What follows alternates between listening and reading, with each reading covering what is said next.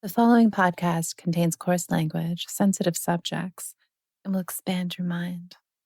Listener discretion is advised.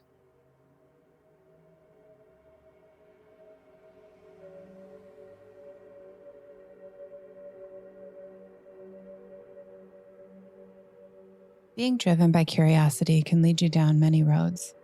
It's the inquisitive interest of others, religion, science, and of course, the unknown. But how can we gauge when our curiosity has taken us too far? Is it when it leads us to situations we can't reverse? We get caught red-handed, or even worse, we find ourselves in grave danger. As the saying goes, curiosity killed the cat. So essentially, if you continue on a curious path, you may end up dead. But these fearful rules don't apply to all, and curiosity may lead to more than trouble. It can lead to answers. So I'd like to think perhaps the cat found exactly what it was looking for.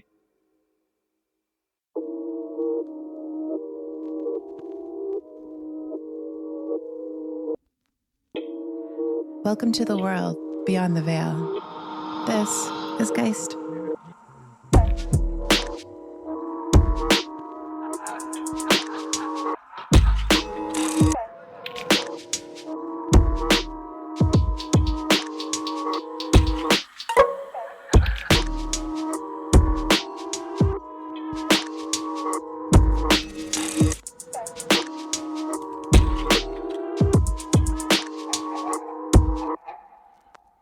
When you're a kid, you're often faced with a question. What are you going to be when you grow up? And a ghost hunter is most likely absent from that list of answers. Glen and Wendy Laycock joined us in episode 2, sharing stories of their ghosts in their current home. But they've taken their own experiences to a professional level to help other people that find themselves with ghostly occupants. They're paranormal investigators, and these are some of their stories.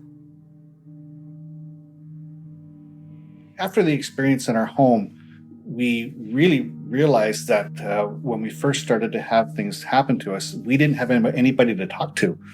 We wanted to be there for other people so that someone else could have someone to turn to. We just wanted to be able to be there for other people so that we could say, you know what, we don't think you're crazy, and we'll help you get to the bottom of it. If it's paranormal, we'll get you some evidence. If it's not, we'll find out what's causing issues. There are people in the paranormal field where everything is haunted. No matter what, it's always haunted. And we go into it with the attitude of, no, it's not haunted unless we find some evidence that we cannot explain. Then we could say, okay, there's something here. And even at that, we don't say it's haunted. We say, here's what we found. We wanted to help people understand that, like, it could be paranormal. It could be your furnace. And people feel better that you tell them the truth. Ghost hunters aren't just looking for ghosts. They're looking for answers. With any evidence that we find, we've got a bit of a slogan: when in doubt, you throw it out. You really have to go in this with the attitude of things are not haunted until you're proven wrong. Once we decided that we were going to do this not as a job, but as I guess you could say a hobby, but also as a way to help people, one of the first things we did was have to gear up. You can't, some of the equipment we use, we make ourselves. Some of it is things you would never think of using for a ghost investigation or a paranormal investigation that you adapt to it. And so we started dealing with recorders, infrared video cameras. There's actually a couple of places down in the US that actually sell equipment, the same equipment you see on TV, that we contacted, and we were able to purchase some equipment. There are some key equipment and terms that are heavily used in the world of ghost hunting. EVP is electronic voice phenomenon. It's an electronic recording of a spirit voice. They're often single words or sentences. They can be captured through handheld voice recorders or through a spirit box. A spirit box is an audio-only device that rapidly scans through multiple audio channels, creating a white noise. It is said to make it relevantly easy for a ghost to manipulate and say words or phrases in real time. EMF, electric magnetic fields, are invisible areas of energy. Ghosts are also thought to emit EMF or disturb existing magnetic fields in a room, and an EMF reader, or K2, will pick up on those areas. And it is theorized that high EMF readings mean that there is a spirit present. Sounds pretty fun. So once they were all geared up, Glen and Wendy were asked to conduct their first paranormal investigation for a family that had occurrences happening in their home. We put the word out there and we were contacted. Basically, it was a family that had sold their home. They had horrible experiences the entire time that they were living there, and they wanted some validation that they weren't crazy before they left. We went. We had our first investigation. It was down near Toronto. Got there, and we had a bit of a sit-down meeting with them. And one of the first things that they said was when they took possession of the house, the former owners were leaving when they were walking up the driveway, and the wife leaned over to them as they were walking by and said, "Have fun with the ghost." So we went in, and we have a device. It's called a K2. And what it does, it picks up electromagnetic fields. So when we sat down for their interview, I turned on my K2, and it went red line and stayed there the entire time I was in the house. It was over the top. EMF in your house should be around 0 to 1, maybe.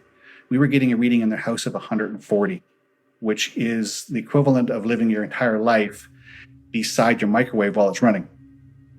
That can cause you to have hallucinations. It can cause you to feel a sense of panic. The other line of thought is that it also can be used as an energy source for something that is paranormal to draw from. We started to set up our equipment. While we were setting up our equipment, we had a camera sitting on a table on a tripod, and we heard a crash. And our camera was about 6 feet across the room. It had been something had tossed it, not slid off the table, but it actually had been tossed. And it was running at the time, so we were able to play it back later. We found that the camera did a 180-degree turn by itself and then popped straight up in the air and landed on the floor across the room.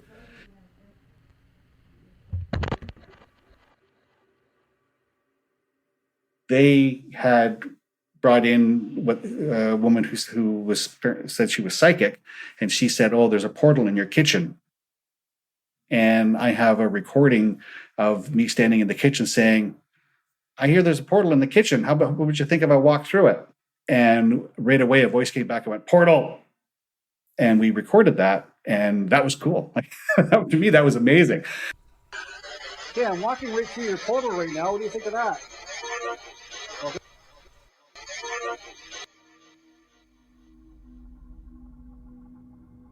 One of the things that we found was in their teenage son's bedroom. We pointed a thermal camera at his bed, and we would watch not a cold patch, but a warm patch would show up on his bed, and it would get bigger and bigger and bigger till it was the size of a body. Then it would sit up. Then it would just disappear. And it was on a loop. It would disappear, and then it would come back. It would get bigger and bigger. It would sit up and then disappear, but just on the bed. Walking around in the dark, pitch black, and all I could see was through the viewfinder on my infrared camera, and I tripped.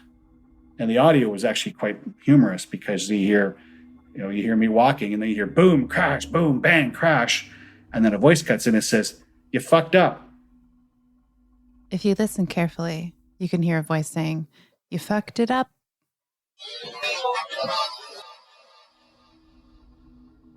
And that was hilarious to me. That whoever was there took some humor in the fact that I tripped in the dark. Glen and Wendy also picked up an EVP of the homeowner's wife's name, followed by their son's name and a whole bunch of gibberish. Out of respect for the privacy of the family, I'm going to let you try and figure out what it's saying.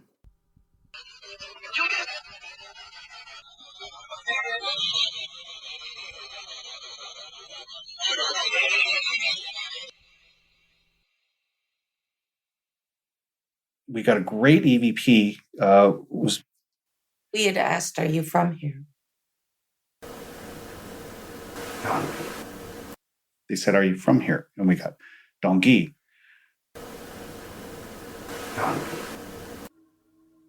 We did some checking up on that. That land used to be part of a local Ojibwe reserve that was sold off, and a subdivision was built there. Some houses were built there. Dongi is Ojibwe for the term "I am here" or "I am from." I'm looking for evidence. That to me is something that you go, okay, that's not a furnace sound. That's a deep voice that said that. We collected all the information, all of our recordings, and we had to sit down with them. And we said, okay, here you go. Here's what we found. It just validated to them that they're not crazy. Like they felt so much better. They moved. They did move. They actually had the house was sold. They had moved, but at least they could say afterwards, okay, you know what? That entire time we lived there, all the things we experienced, there was nothing wrong with us. And that's sort of why we do it. That's why you want to do it, just so you could tell people, you know what? It's okay. We get it, and we're not going to judge you. One way that Wendy and I work well together as a team is I don't feel things. I don't feel entities around me to the point where I can say I'm picking up on something. I'm more into the practical aspect of it. I want to record it. I want to videotape it. I want some kind of physical evidence. Whereas Wendy is more sensitive to, we've had times where she's like, I feel like there's a woman here. And then all of a sudden we've got an EVP of a woman's voice. I just have different gut instincts, you might say.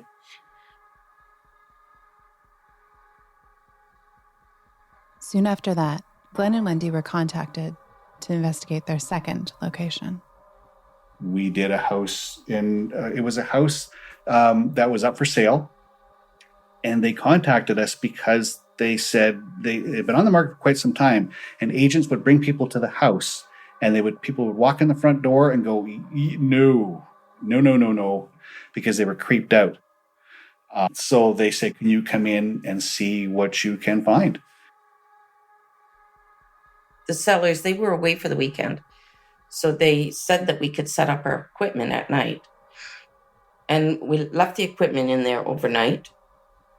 And there was noises and cupboard doors opening and people walking on the floors. And there was no one there. We knew there was no one there. Glen and Wendy were able to record footsteps coming from an empty house.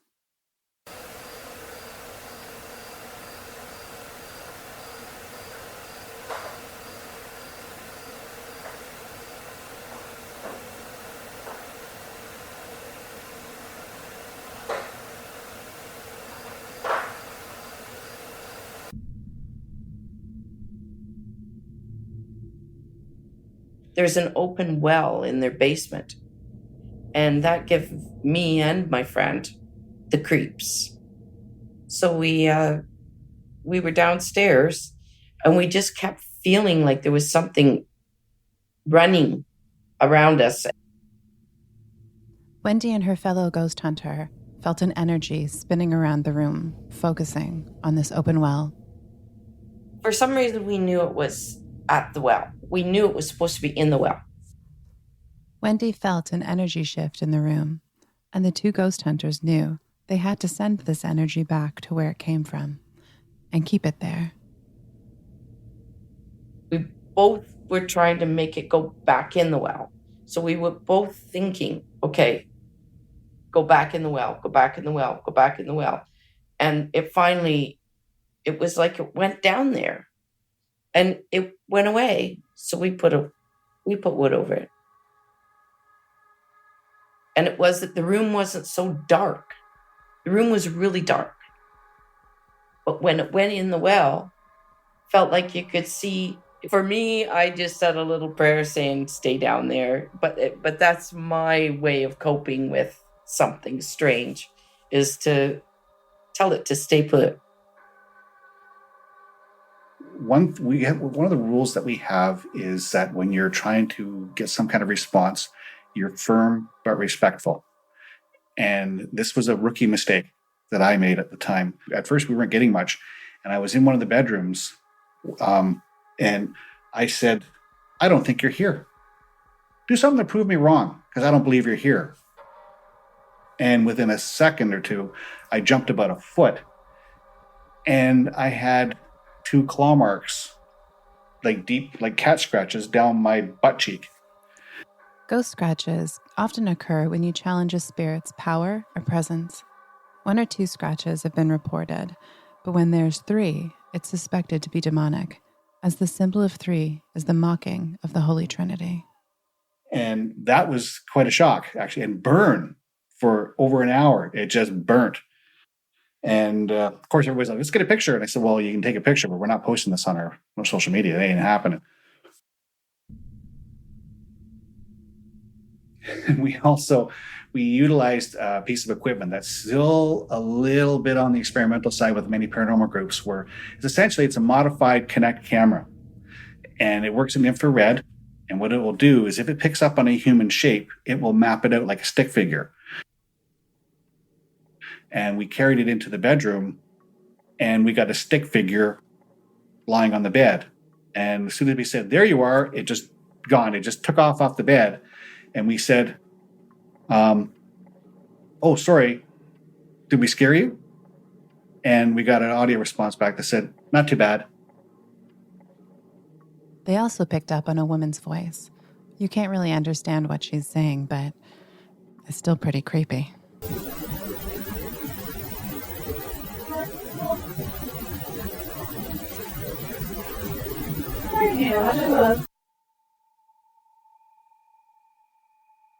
After our investigation, we did what we typically do. We had to sit down with the owners of the home. We explained to them what happened. They were able to get whatever was going on to leave. Shortly after that, the house sold.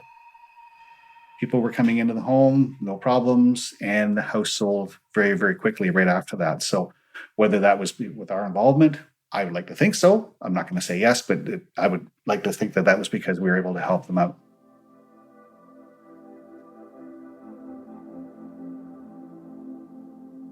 We were invited to do another investigation that was actually quite nearby where this residence was. This was still located on native land. And of course, at first, we were setting our equipment up. We weren't really getting a lot, like on our K2 or on our spirit box, virtually nothing. So I said to them, can you try communicating in your native tongue? So they started to say some words in Ojibwe, and boom, right away, our K2s just started going off. But then there was a connection that Glen and Wendy didn't expect. She said, can we go outside? My brother, a couple of years ago, he went outside to get firewood, and he slipped and he banged his head, and he actually froze to death in the wintertime, which is a horrible, sad story. So we went out to where he had passed away. We fired up the spirit box, and we were saying, is there anyone there? Are you with us? And we were calling out, and this very deep voice came back and said, Frida.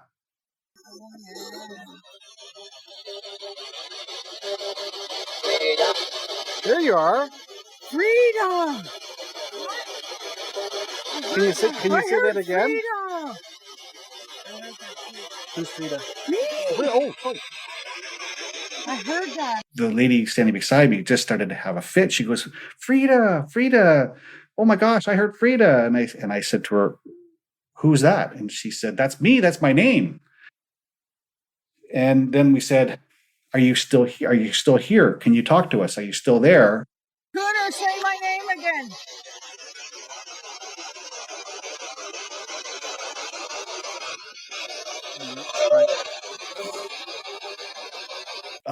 Then she said, Cooner, which we realized, or she told us that was his nickname. She goes, Coon, are you there? And a voice came back and went, Coon. Coon, are you here? Coon. He just said Coon back.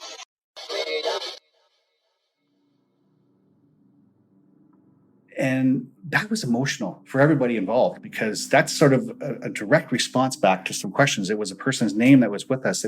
That is amazing. I think what it did is it made them feel so much better too.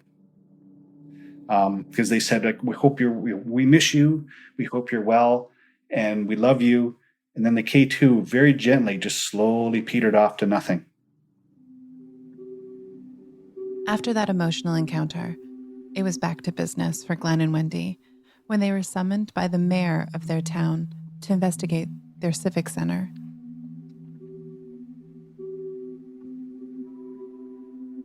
The mayor of our town invited us to come in and do an investigation of the civic center.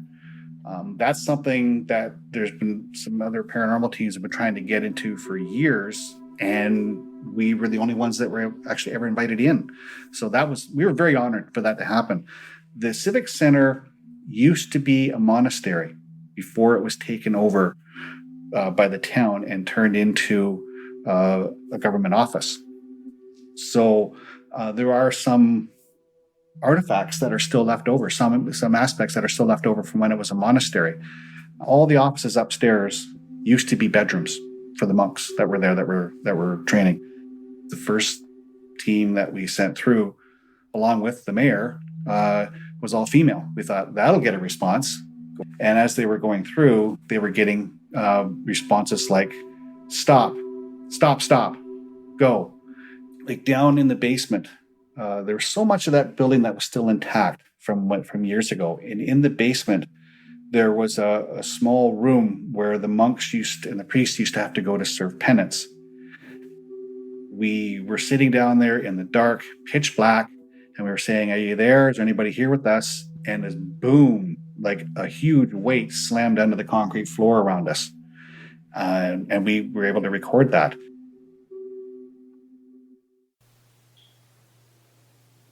Hello? What was that? Two of the workers from the Civic Center were sitting in the dark there with me, and I just started to laugh. I said, is that the sound that you normally hear down here? And she said, no, I don't think so. So while we were at the Civic Center, I decided I'd sit in the command center, as we call it. That's where all our equipment was. And so I was watching on the monitor just what was going on, and we had a camera set outside the door to look down the hallway. It was on a tripod. So as I'm watching, all of a sudden I hear bang, and one on the monitor, one of the cameras goes out. So I looked around the corner to see where the camera was, and it was on the floor. Something had knocked it right over. So that was quite interesting. Of course, I called everyone, and we all came running. That was the camera that, after we set it back up again, not more than 10 minutes later, we heard another bang, and it was knocked again. So there was something in that spot that it didn't really want to be filmed. Mm-hmm. One thing that we did capture was we were walking through, and we did not have a spirit box going. We just had our regular cameras and hand recorders going. And we heard a very distinct voice of a man saying, "The fire's out." And we did a bit of checking, and it turned out there was a fire there years ago. We were also getting what we thought was just gibberish. And we were thinking, okay, what's going on with our equipment? We were getting voices, words coming. We couldn't make any heads or tails of it until it was actually one of the workers that she suggested it. She goes, let me just Google some of these words. It turned out it was Latin. And that's the language that the monks and the priests were actually learning there. And when they translated the Latin words, those words were saying, stop, unholy, leave. But it was in Latin. That was interesting to us because, I mean, to get another language and a language that's basically a dead language that is actually being trained at this facility, and it's telling us to leave in Latin, that to us was extremely interesting. There was 2 staff members that stayed with us the entire time. So we left, they were walking around, locking the building up. And just when they got to the door, one of the girls, she said she just jumped because she heard someone whisper in her ear, "Are you done yet?" The mayor was very impressed. We did a sit down with the mayor. We showed her everything, and the look in her face when we would play different clips for her was fantastic. The mayor had said to us that they were going to decommission that building because they're going to be building a new civic center. So she said to us, "What do you advise? What do you think we should do?" I'm not a religious person, but I said I think it might be respectful just to do some sort of a ceremony. Maybe bring in a Catholic priest, because it was a place for training priests and monks. Maybe just do a ceremony when you're closing it down. Glen and Wendy's next investigation involved something that wasn't as friendly. We were contacted by some homeowners that lived north of us, and the reason they contacted us is they were terrified. Something was attacking them while they were sleeping. And to the point where she said that something grabbed her by the ankle during the night and pulled her out of bed onto the floor. So they said, "Can you please come up and help us?"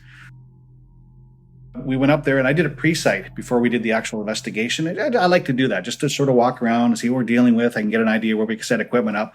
And we're walking around, and she wasn't home. The husband was there.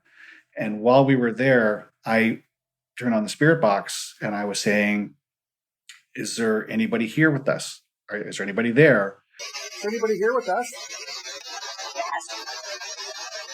And after a pause, a very, very sinister voice came back and went, "Yes." And I went, "Wow." And then right after that, I said, "Why are you bugging this man's wife?"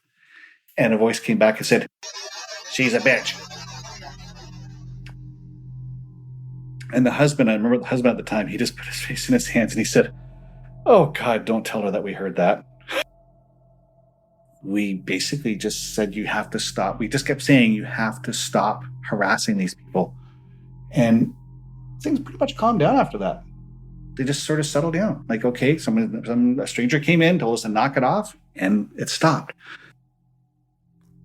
And some of the other spirits they encountered were innocent. There was one investigation we went to. It was a little restaurant in town. It was called Eddie's. Just a little quaint place that had been there for years and years, the 1800s anyways. We went in. Glen had to leave halfway through. A couple of our teammates and me, we were there. And we could hear things. We had asked questions. The spirit box had come back, and it seemed to be a little girl. Nothing happened, so we went upstairs and we sat in one of the booths. And we were sitting in the booth, and all of a sudden, through my hair, these hands went right up from my neck up to the top. And my friend across from me, she actually seen my hair go up. But Wendy wasn't prepared for what she saw next. We're just sitting there, of course, no cameras running. And all three of us sat there and watched this little girl with a little ponytail skip through the building. And we all just sat frozen. "Did you just catch something?" And we're like, "Yes." Okay. And we would always say it at the same time so that we wouldn't catch off of one another, you know? And we all went, "The little girl with a ponytail?" "Yes." It was crazy. It was like, that was the one time I'd ever seen anything.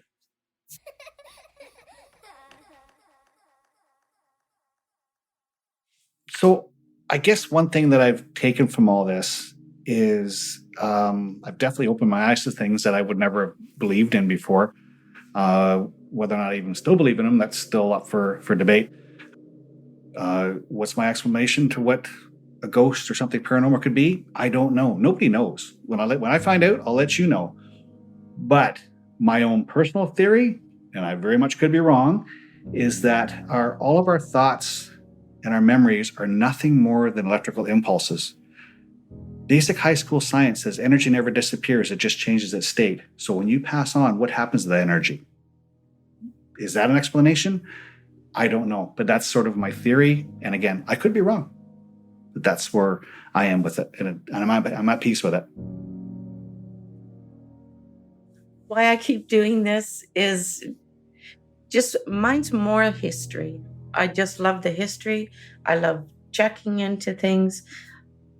I like finding out who was here, what they were doing, and why they were doing it. That's why I keep doing it, mostly for the history, to find out what we've done. When I interviewed Glen and Wendy for episode 2, we did a spirit box session, and I got a hello from one of their resident ghosts. So for this interview, I asked if we could do another spirit box session remotely. And once again, I got another hello. But when they sent me the audio, I was able to listen to it closer, and I got a name. When I asked them about it, they said it was the last name of the people that used to own their home, which obviously I can't expose. Interesting things always happen when I chat with Glen and Wendy, so it won't be the last time you hear from our friendly neighborhood ghost hunters.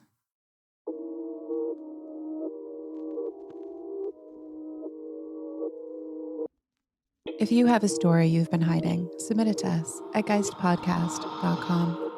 Geist is written and directed by me, Danielle Matar. Original music and sounds by Beau Jensen. Geist branding is by Carruthers. Special thanks goes to Glen and Wendy Laycock, Zulayhka, and Anna Docherty. Follow us on Instagram at geist_podcast, and don't forget to subscribe and rate Geist on Apple Podcasts. It makes it easier for people to find us. We appreciate every listen that we get out there. Until next time, sleep tight.